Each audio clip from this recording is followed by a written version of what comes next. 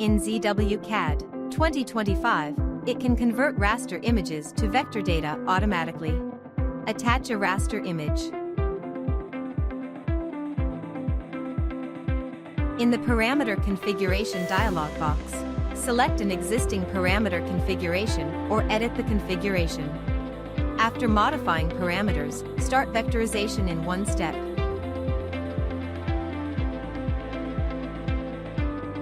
After vectorization, you can merge, connect, and break vector objects. You will get a perfect vectorization result.